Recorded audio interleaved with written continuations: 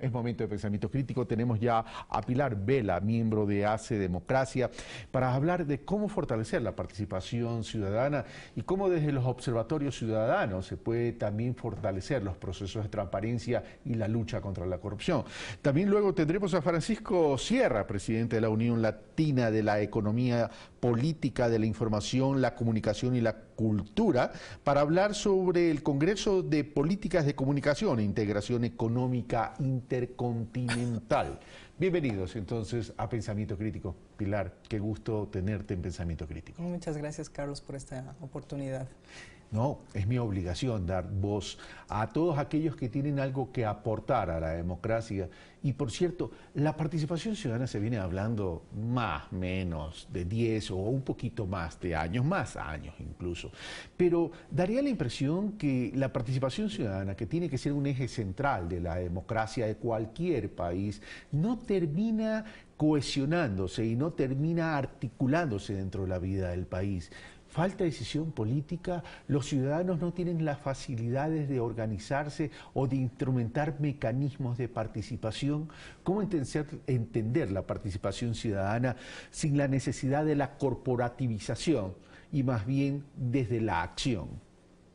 Bueno, los procesos de participación ciudadana en el Ecuador, yo diría que se remontan aproximadamente a los años 90, donde surgen los movimientos sociales con mayor fuerza, con mayor identidad inclusive, como el movimiento indígena, las organizaciones de mujeres, de derechos humanos, ambientales, etcétera, frente a las demandas de un nuevo concepto de la democracia en donde las limitaciones que ésta tenía al carácter representativo ya no son suficientes. Se busca una oportunidad de participación en otras instancias con el propósito de poder incidir de manera positiva en la construcción de la política pública, en las decisiones que afectan a los intereses de las comunidades, etcétera.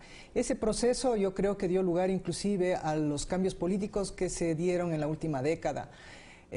Y se generaron una serie de mecanismos institucionales para dar cabida a estas iniciativas ciudadanas, tales como los consejos de distinta índole que se crearon, diría inclusive antes del régimen de la Revolución Ciudadana.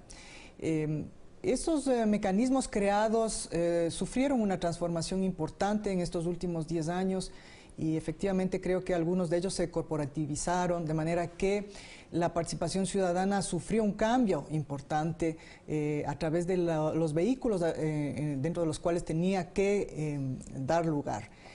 Creo que paralelamente se ha dado una especie de desarticulación de las organizaciones sociales por distintos motivos.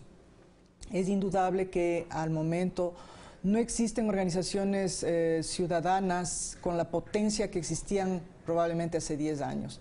Algunas han cambiado, otras han desaparecido, y yo creo que esa es un poco la situación actual de las organizaciones sociales, que son las llamadas a generar espacios o a participar en espacios en donde se puedan definir las políticas públicas, en donde pues se pueda hacer vigilancia de la gestión pública, que es uno de los aspectos fundamentales de la participación. Es decir, a lo largo del tiempo, en vez de irse fortaleciendo, más bien se han ido debilitando.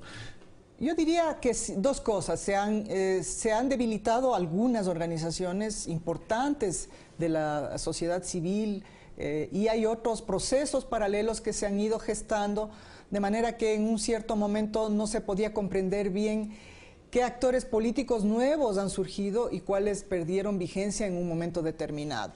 Diría, por ejemplo, el caso de los trabajadores, en donde se constituyó un nuevo espacio de representación de la clase trabajadora y desapareció la clásica representación de los trabajadores que tuvo mucha vigencia hasta inicios de la década que termina con el gobierno del presidente Rafael Correa.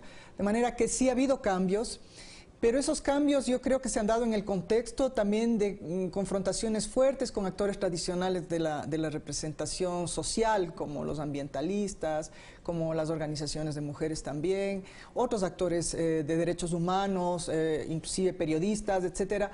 Y yo creo que es justamente el momento en el cual, como parte de los retos que ha asumido el nuevo gobierno de abrir el diálogo a los actores sociales de distintos sectores, inclusive de sectores que no responden de forma directa a los planteamientos políticos de este nuevo gobierno. Sin embargo, creo que esa apertura al diálogo es una oportunidad de repensar estos espacios de participación y de democracia que tanta falta le hacen al país en este momento. Ahora, los ciudadanos elegimos gobiernos, elegimos presidentes, es decir, nos representan, pero ¿no es momento también de pensar de que la ciudadanía, desde aquella participación que estamos invocando, tenga una incidencia mucho más efectiva en el hacer de políticas públicas?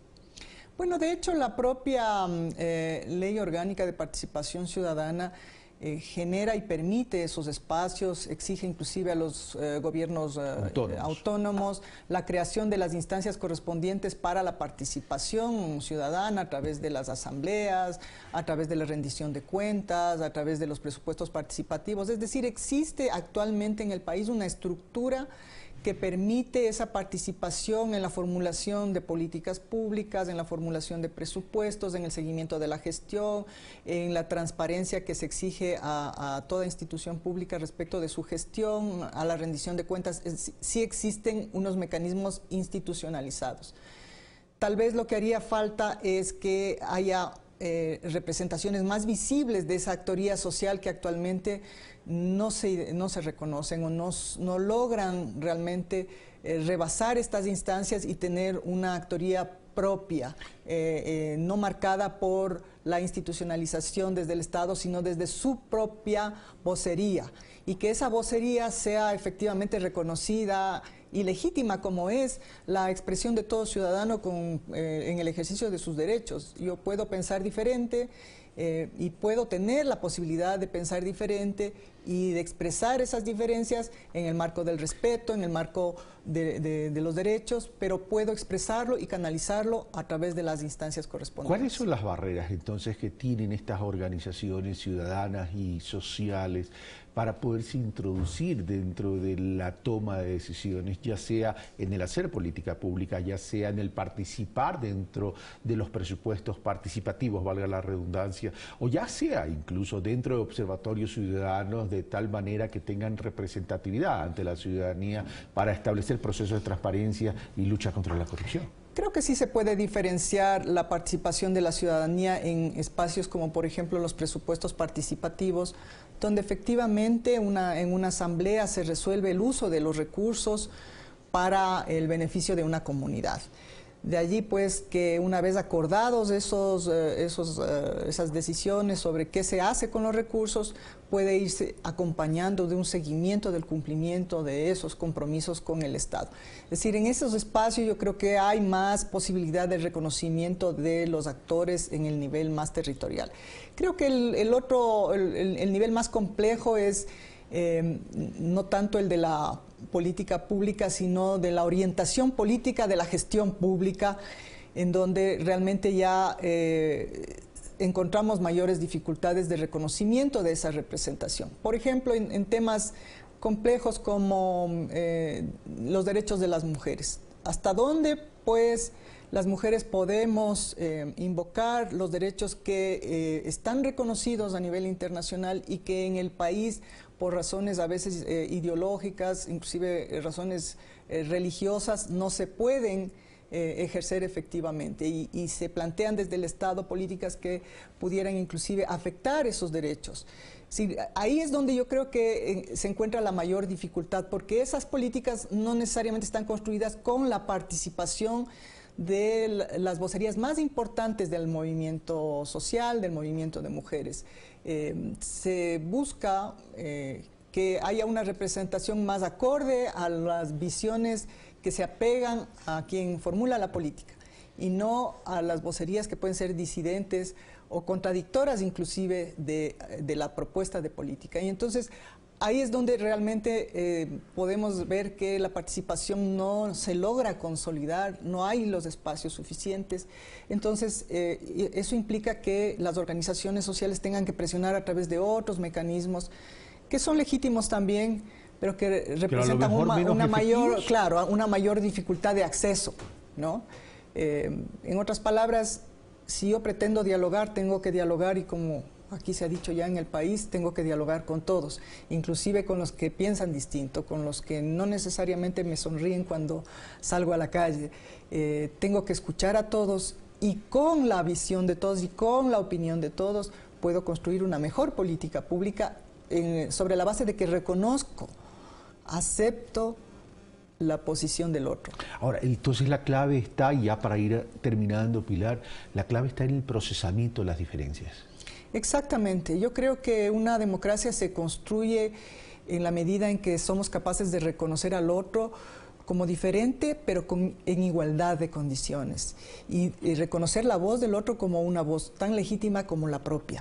Sí, yo creo que inclusive en las diferencias políticas más importantes es necesario reconocer que el otro puede tener un argumento, un punto de vista que enriquece el mío, que le da mayor forma a mi propuesta y que contando con esa opinión, con esa visión de la vida, del mundo que es diferente a la mía, puedo enriquecer la vida democrática de una sociedad.